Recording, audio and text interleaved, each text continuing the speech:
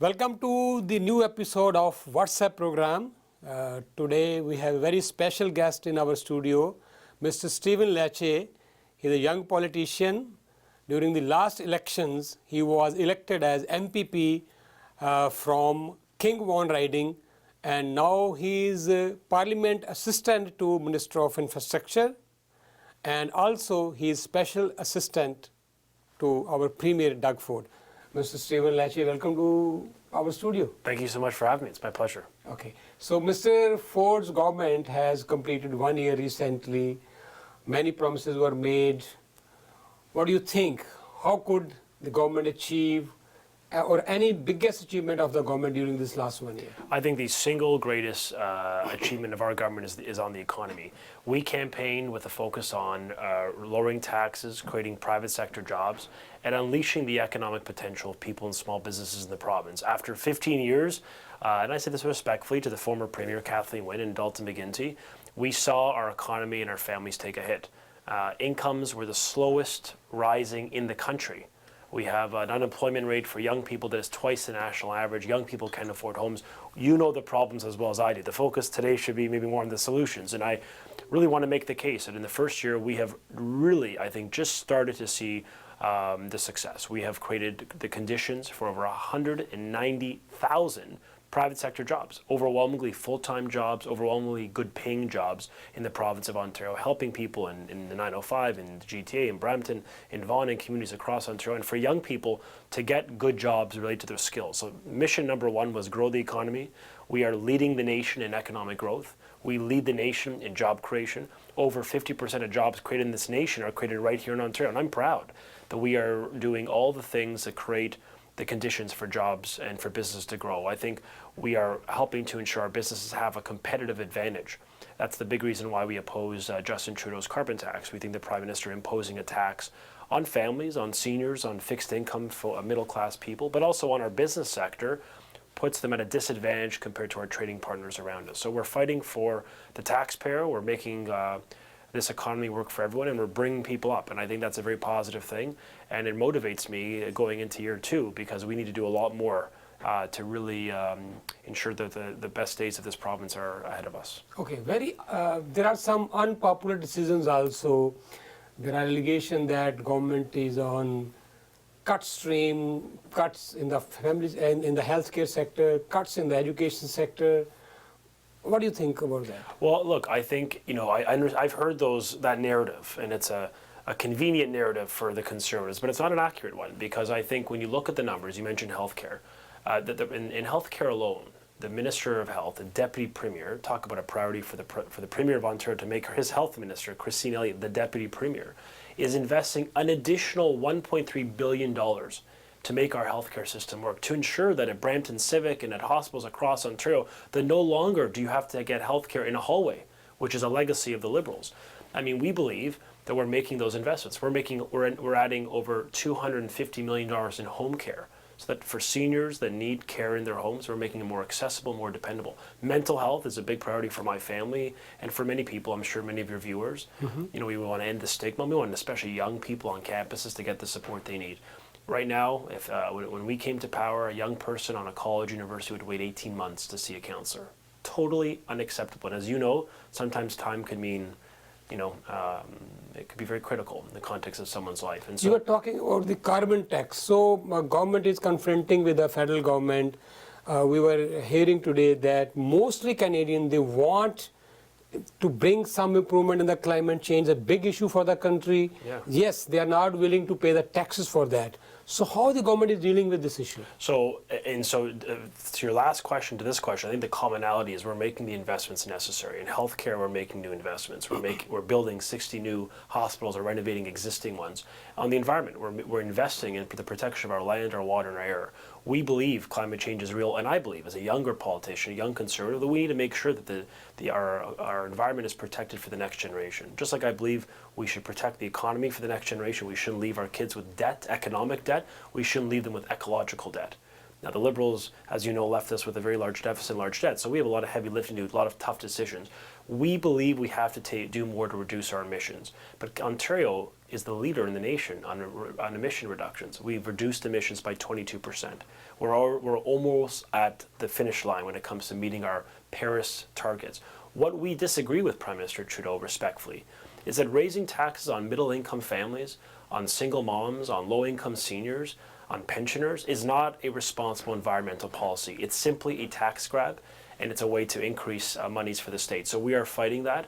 We do not believe that a mom or dad bringing their children to school should be punished because they drive their kids to school or drive themselves to work or you go get groceries. Everything is going up as a consequence of this carbon tax, and yet emissions are not going down. And so we believe you could protect the environment while also protect the economy, and you shouldn't have to make them competing priorities. We believe environmental protection and economic growth go hand in hand, and we're investing to do both. Okay, poll surveys are telling us that the popularity of the government has come down.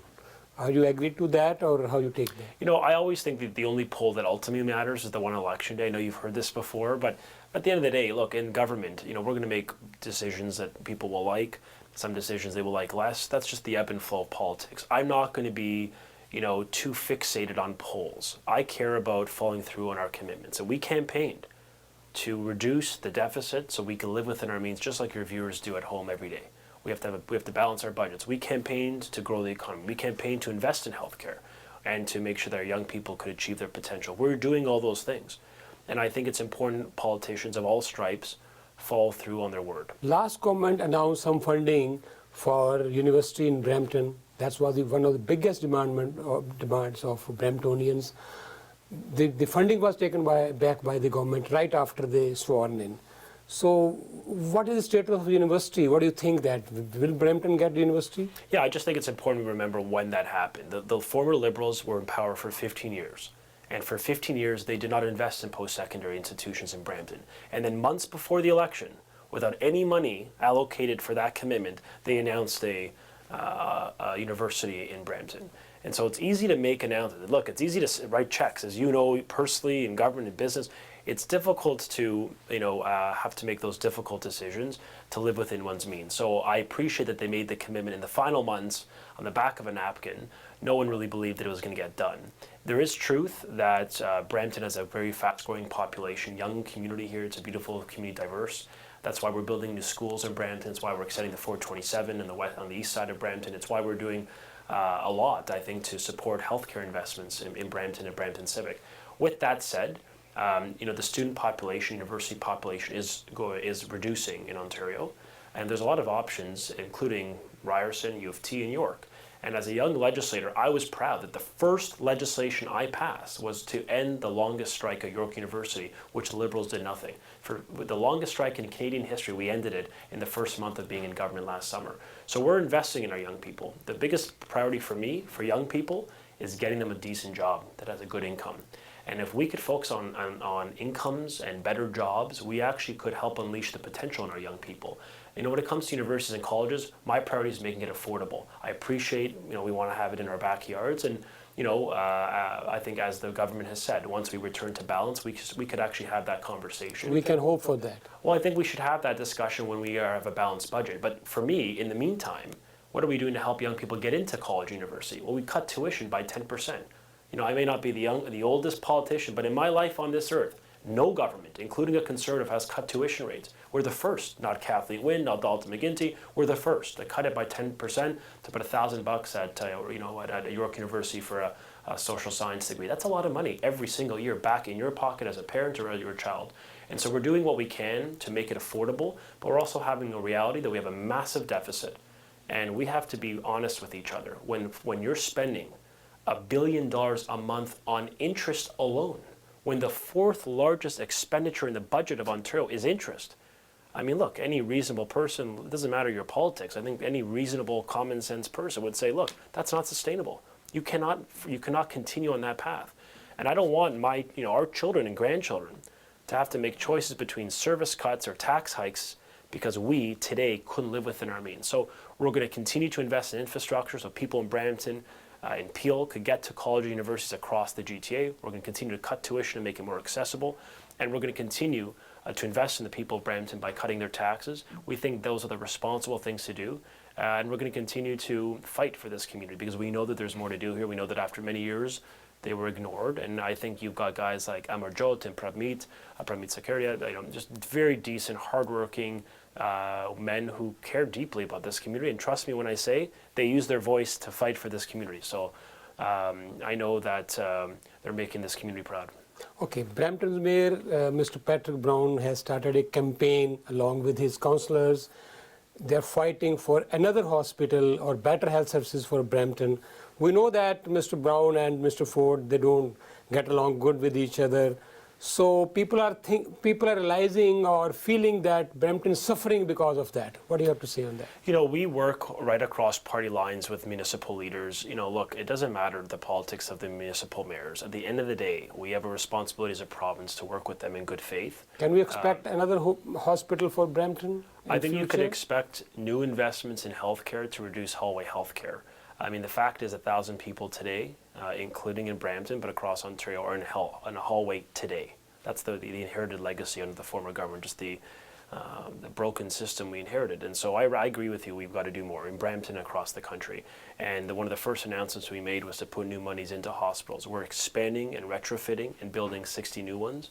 And I know that your members are fighting hard to make those investments in Brampton. Mr. Lecce is a very prominent, very upcoming star in the party. He's working with the Premier Doug Ford, getting lots of experience with that. Mr. Ford is having a Ford festival very soon. That's right, Ford Fest, his annual big barbecue. It's a free community event, family friendly, lots of things, fun things to do for the kids. It's this Saturday, anytime after 6 p.m. at the Markham Fairgrounds. Everyone is welcome.